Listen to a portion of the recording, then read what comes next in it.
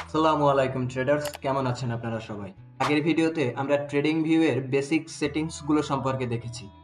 এই ভিডিওতে আমরা দেখব কিভাবে ট্রেডিং ভিউ এর ড্রয়িং প্যানেল ব্যবহার করে আপনারা চার্ট অ্যানালাইসিস করার সময় বিভিন্ন ধরনের ড্রয়িং করতে পারেন।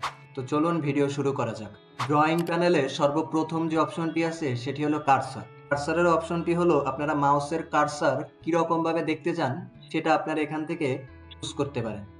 সো এখানে ক্রস, অ্যারো, ইরেজার এরকম বিভিন্ন অপশন আছে। তো আপনারা চাইলে অ্যারো অপশন ব্যবহার করতে পারেন, এবং যদি আপনারা ইরেজ করতে চান তাহলে আপনারা এই ইরেজার অপশনটা দিয়ে ড্রয়িং ইরেজ করতে পারেন। পরে আছে ট্রেন্ড লাইন টুল। তো আপনারা যখন চার্ট অ্যানালাইসিস করবেন তখন ট্রেন্ড আইডেন্টিফাই করার অন্যতম একটি ভালো অপশন হলো ট্রেন্ড লাইন। সেখানে প্রথম অপশন হলো ট্রেন্ড লাইন। ট্রেন্ড লাইনের মাধ্যমে আমরা মূলত ট্রেন্ড লাইন ড্র করতে পারি। যেমন ধরুন আমি এই যে ইথেরিয়ামের চার্টে ট্রেন্ড লাইন ড্র করলাম, এখানে আমি আপ ট্রেন্ড লাইন ড্র করলাম, এরপরে ডাউন ট্রেন্ড লাইন ড্র করলাম। তো এইভাবে মূলত ট্রেন্ড লাইন অপশন ব্যবহার করে আপনারা ট্রেন্ড লাইন ড্র করতে পারেন আপনাদের চার্টে। এখান থেকে আপনারা চাইলে হরিজন্টাল রে কিংবা হরিজন্টাল লাইন এই দুইটা অপশন ব্যবহার করতে পারেন। যদিও এখান থেকে আমার মতে হরিজন্টাল রে এই অপশনটা সবচেয়ে বেশি সুবিধাজনক। হরিজন্টাল রে অপশনের মাধ্যমে আপনারা চার্টে একটি সোজা লাইন টানতে পারবেন। যদি আপনারা এই লাইনের উপরে ক্লিক করেন তাহলে দেখতে পাচ্ছেন উপরে একটি অপশন আসছে। এখান থেকে আপনারা এই লাইনের সেটিংস চেঞ্জ করতে পারবেন। আপনারা যদি প্রথম অপশনটার উপরে ক্লিক করেন তাহলে এখান থেকে এই লাইনের কালার চেঞ্জ করতে পারবেন।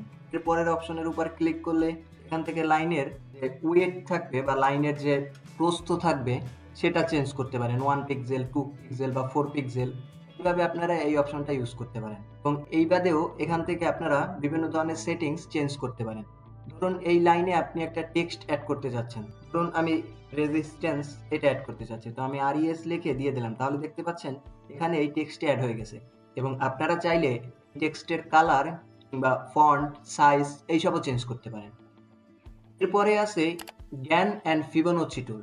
ফিবোনাচি ব্যবহার করে যদি আপনারা ট্রেড করেন কিংবা আপনারা আপনাদের ট্রেডে যদি ফিবোনাচি রিট্রেসমেন্ট এই অপশনটা ব্যবহার করেন তাহলে এখান থেকে আপনারা এই ফিবোনাচি রিট্রেসমেন্ট এই অপশনটা ইউজ করতে পারেন। ফিবোনাচি রিট্রেসমেন্টের উপর আমি আলাদা একটা ভিডিও বানাবো, যেখানে আমি আপনাদের দেখানোর চেষ্টা করব যে কিভাবে ফিবোনাচি ব্যবহার করে ট্রেড করতে হয়। এরপরে আছে প্যাটার্ন। আপনারা চার্টে নরমালি ড্র করেই আপনারা প্যাটার্ন আইডেন্টিফাই করতে পারবেন, কিন্তু এখান থেকে আপনারা চাইলে হেড অ্যান্ড শোল্ডার এই প্যাটার্নটা ব্যবহার করতে পারেন যদি আপনারা চান। কিন্তু আমার মতে এখান থেকে কোনো প্যাটার্নের ব্যবহার না করাই ভালো, কারণ মার্কেট কখনোই কোনো প্যাটার্ন অনুযায়ী মুভ করে না। মার্কেটের ভাষা বুঝতে হলে আপনারা মার্কেট ড্রয়িং খুব ভালোভাবে শিখতে হবে। কিন্তু আপনারা যদি চান, দেখতে পাচ্ছেন আমি হেড অ্যান্ড শোল্ডার প্যাটার্ন ব্যবহার করে একটি head and shoulder pattern draw করলাম। যদিও এটা স্পেসিফিক বা পারফেক্ট হেড অ্যান্ড শোল্ডার না, আমি জাস্ট আপনাদের দেখানোর জন্য এই ড্রটা করেছি। এখানে একটি অপশন থাকবে লেফট শোল্ডার, এরপরে হেড, পরে রাইট শোল্ডার। আপনারা যদি কোথাও হেড অ্যান্ড শোল্ডার আইডেন্টিফাই করতে চান তাহলে আপনারা এই হেড অ্যান্ড শোল্ডার প্যাটার্নের অপশনটি ব্যবহার করতে পারেন। এরপরে আছে ফরকাস্টিং অ্যান্ড মেজারমেন্ট টুল। এখান থেকে আপনাকে কিছু অপশন ব্যবহার করতে হবে। প্রথমে হলো লং পজিশন। ধরুন আপনারা যখন চার্ট অ্যানালাইসিস করবেন তখন আপনারা ঠিক করলেন যে এই পজিশনে আপনারা একটি লং ওপেন করতে চাচ্ছেন, অর্থাৎ ফিউচার ট্রেডের ক্ষেত্রে। সো এই টুল ব্যবহার করে আপনারা মূলত আগে থেকে এই চার্টে এই লং পজিশন কিংবা শর্ট পজিশনের যে আপনারা যে ধরনের ফরকাস্ট করতে চান সেটা আগে থেকেই ড্র করতে পারবেন। লং পজিশনের ক্ষেত্রে আমরা কি করি, কোনো কয়েনে বাই পজিশন ওপেন করি, অর্থাৎ কয়েনের প্রাইস যদি উপরের দিকে যায় তাহলে আমাদের প্রফিট হয়। এক্ষেত্রে দেখতে পাচ্ছেন যদি আমি এই ড্রয়িং এর উপর ক্লিক করি তাহলে এখানে আপনাকে বিভিন্ন ডাটা দেখাবে, অর্থাৎ risk to reward ratio 3.97, quantity 1.792, target 24.68% আমাদের এই নির্দিষ্ট ড্রয়িং এর ক্ষেত্রে। তো এইভাবে মূলত আপনারা আগে থেকে আপনাদের ট্রেডের প্ল্যান করতে পারবেন। এরপরে আছে শর্ট পজিশন। সেম, আপনারা শর্ট পজিশনে যদি এই টুলটা ব্যবহার করেন তাহলে এখানে আমরা শর্ট পজিশনের ক্ষেত্রে কি করি, কোনো কয়েনের সেল অর্ডার ওপেন করি, অর্থাৎ কয়েনের প্রাইস যদি নিচের দিক যায় তাহলে আমরা প্রফিট করি। সো শর্ট পজিশনের ক্ষেত্রে আপনারা এখানে দেখতে পাচ্ছেন রিস্ক টু রিওয়ার্ড রেশিও 4:1। এইভাবে মূলত এই টুলটার ব্যবহার করতে পারেন। এরপরে এখান থেকে যে অপশনটা ব্যবহার করা হয় সেটা হলো প্রাইস রেঞ্জ এবং ডেট রেঞ্জ। সো প্রাইস রেঞ্জের ক্ষেত্রে আপনারা এই অপশন ব্যবহার করে দেখতে পারবেন একটি নির্দিষ্ট পয়েন্ট থেকে অপর একটি পয়েন্ট পর্যন্ত প্রাইস কত পার্সেন্ট আপ ডাউন হয়েছে। যেমন দেখতে পাচ্ছেন আমি এখানে যে ড্র করেছি এখানে এই $2268 থেকে $2715 পর্যন্ত প্রাইস 20.51% মুভ করেছে। এরপরে যে অপশনটা আছে সেটা হলো ডেট রেঞ্জ, অর্থাৎ আমরা দেখতে চাচ্ছি যে নির্দিষ্ট পজিশন থেকে সামনের একটা নির্দিষ্ট পজিশন পর্যন্ত মূলত কতবার এখানে আমরা অতিক্রম করেছি। সো এইটা আপনারা যদি ওয়ান ডে চার্টে যান তাহলে এই জিনিসটা বুঝতে আরো সুবিধা হবে। ধরুন আমি ওয়ান ডে চার্টে গেলাম এবং দেখতে চাচ্ছি যে এখানে মূলত 78 বার, অর্থাৎ যদি আমরা দেখতে চাই যে ইথেরিয়ামের প্রাইস কতদিন কনসলিডেট করছে নির্দিষ্ট রেঞ্জের ভিতরে, তাহলে আমরা দেখতে পাচ্ছি 93 বার, অর্থাৎ 93 দিন ইথেরিয়ামের প্রাইস এই রেঞ্জের ভিতরে কনসলিডেট করছে এবং তারপরে ইথেরিয়ামের প্রাইসের ব্রেকআউট হয়েছে। এই ধরনের অ্যানালাইসিস করার জন্য আপনারা এই টুলটার ব্যবহার করতে পারেন। এবং এর পরবর্তীতে যেটা আছে সেটা হলো ডেট অ্যান্ড প্রাইস রেঞ্জ, অর্থাৎ আপনারা দুইটা ডাটাই একই সাথে দেখতে পাবেন। অর্থাৎ 90 ডেজ এর ভিতরে আমাদের ইথেরিয়ামের প্রাইস কত পার্সেন্ট আপ ডাউন হয়েছে, এই জিনিসটা আপনারা চাইলে এই টুলটার ব্যবহার করে দেখতে পারেন। এরপরে আছে জিওমেট্রিক শেপ। এই টুলটার ব্যবহার করে এখানে মূলত ব্রাশ, হাইলাইটার, অ্যারো, রেক্ট্যাঙ্গেল এইসব টুলের ব্যবহার করা। তো আপনারা যদি ব্রাশ অপশনটা সিলেক্ট করেন তাহলে আপনারা দেখতে পাচ্ছেন আমি এই ব্রাশ টুল ব্যবহার করে যেখানে যেখানে মাউস মুভ করাবো সেখানে সেখানে ড্রয়িং হবে। এবং আপনারা চাইলে এটা ডিলিট করেও দিতে পারেন, জাস্ট সিলেক্ট করে ডিলিট করে দিলেই হবে। এরপরে আছে হাইলাইটার টুল। হাইলাইটার টুলটাও অনেকটা ব্রাশের মতোই, জাস্ট এখানে একটু গাঢ় করে হাইলাইট করা হয় যে কোনো অপশন। ধরুন আপনারা এই পোর্শনটা হাইলাইট করতে চাচ্ছেন, এই পোর্শনটা হাইলাইট করতে চাচ্ছেন, তো হাইলাইটার টুল ব্যবহার করে মূলত আপনারা চার্টের বিভিন্ন অংশ হাইলাইট করতে পারেন।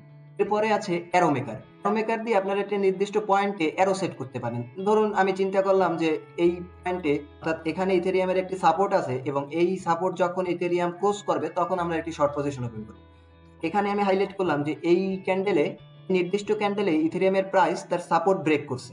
তো এইভাবে মূলত আপনারা এই টুলটার ব্যবহার করতে পারেন। এবং এখান থেকে আপনাকে সেই অপশনে গিয়ে দুইটি টুলের সবচেয়ে বেশি ব্যবহার করতে হবে, একটি হলো রেক্ট্যাঙ্গেল এবং আরেকটি হলো পাথ। সো রেক্ট্যাঙ্গেল টুলের ব্যবহার আমরা জানি যে সাপোর্টের ক্ষেত্রে আমরা অনেক সময় একটি লাইন ড্র করি, কিন্তু বর্তমানে সাপোর্টের ক্ষেত্রে লাইন ড্র করা খুব একটা আইডিয়াল অপশন না।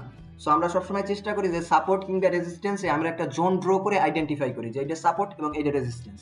সো এই জোন ড্র করার জন্য আমরা এই রেক্ট্যাঙ্গেল টুলটার ব্যবহার করতে পারি। এবং যদি আপনারা চিন্তা করেন যে আমরা সাপোর্টের ক্ষেত্রে সবুজ কালার এবং রেজিস্ট্যান্সের ক্ষেত্রে লাল কালারের রেক্ট্যাঙ্গেল ড্র করি, সো এখান থেকে আপনারা চাইলে এই কালার চেঞ্জ করে দিতে পারেন। এর পরবর্তীতে আছে পাথ টুল।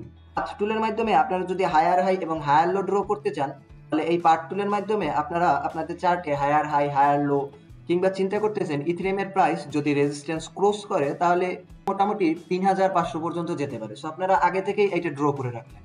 এইভাবে মূলত পাথ টুলটার ব্যবহার করা হয়।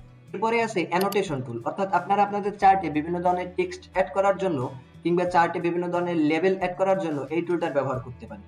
সেখান থেকে আপনারা টেক্সট অ্যাড করতে পারবেন, তাছাড়া আপনারা ইমেজ অ্যাড করতে পারবেন, আপনারা চাইলে তার চার্টে বিভিন্ন ধরনের নোট অ্যাড করতে পারবেন, চার্টে কোনো পয়েন্ট পিন করতে পারবেন।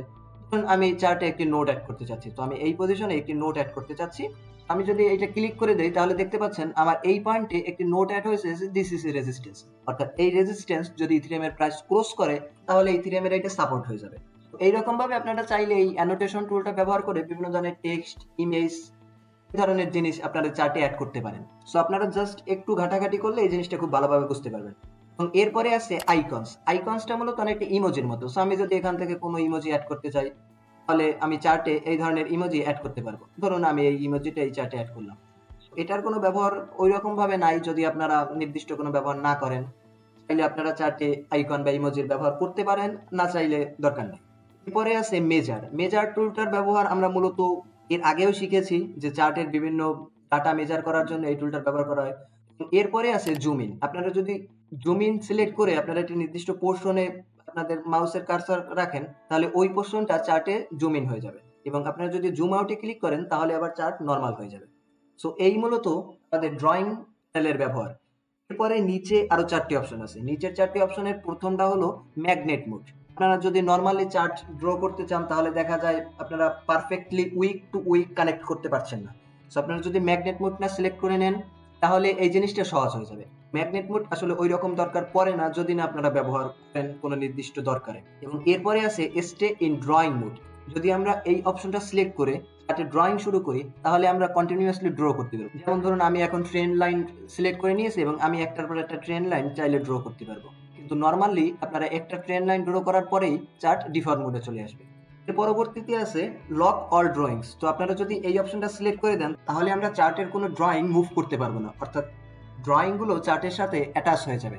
এবং এরপরে আছে হাইড অপশন। তো আমি যদি হাইড অপশনের উপর ক্লিক করি তাহলে দেখতে পাচ্ছেন আমার চার্টে যত ধরনের ড্রয়িং ছিল সবগুলো এখান থেকে রিমুভ হয়ে গেছে বা হাইড হয়ে গেছে। এবং আমি যদি আবার ক্লিক করি তাহলে দেখতে পাচ্ছেন আমার চার্টের সব ড্রয়িংগুলো আবার ভিজিবল হয়ে গেছে। তো আমি আপাতত এইগুলা সব রিমুভ করে দিই। এখন আপনাদের যে বিষয়টা সবচেয়ে ভালোভাবে শিখতে হবে সেটা হলো যে আমরা এই যে ড্রয়িং প্যানেলের আমাদের যে জরুরি বিষয়গুলো আছে সেগুলো চাইলে আমরা ফেভারিটে অ্যাড করে রাখতে পারি। তো ধরুন এখান থেকে আমরা অ্যারো এবং ইরেজার এই দুইটা অপশন আমাদের দরকার পড়বে খুব বেশি। তো আমরা এই দুইটা অপশন যদি ফেভারিটে অ্যাড করি তাহলে চার্টের এই যে অপশনটা আছে এই অপশনটা দেখতে পাচ্ছেন যে এই জিনিসগুলো শো হচ্ছে।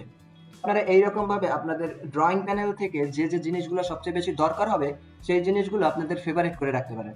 ধরুন আমি ট্রেন লাইন থেকে ট্রেন লাইন এবং হরিজন্টাল রে এই দুইটা অপশন আমার ফেভারিট অ্যাড করলাম, তাহলে দেখতে পাচ্ছেন এই দুইটাও আর এই নির্দিষ্ট প্যানেলে অ্যাড হয়ে গেছে। এবং এর পরবর্তীতে আপনাদের যে জিনিসগুলো দরকার হবে সেই জিনিসগুলো আপনারা ফেভারিট করে রাখতে পারেন। এবং যদি আপনারা ফেভারিট করে রাখেন তাহলে বারবার আপনাদের ড্রয়িং প্যানেলের এই যে অপশনগুলো আছে সেগুলো ওপেন করতে হবে না, আপনারা সরাসরি আপনাদের ফেভারিট অপশন থেকে এই জিনিসগুলো সিলেক্ট করে চার্টে ড্র করতে পারবেন। এবং যদি আপনারা চান যে আপনাদের এই প্যানেলটা হাইড করে রাখবেন তাহলে নিচে এই যে স্টার অপশন আছে এই স্টার অপশনে যদি আপনারা ক্লিক করেন তাহলে এই প্যানেলটা হাইড হয়ে যাবে। এবং যদি আপনারা স্টার অপশনে আবার ক্লিক করেন তাহলে এই প্যানেলটা শো হয়ে যাবে।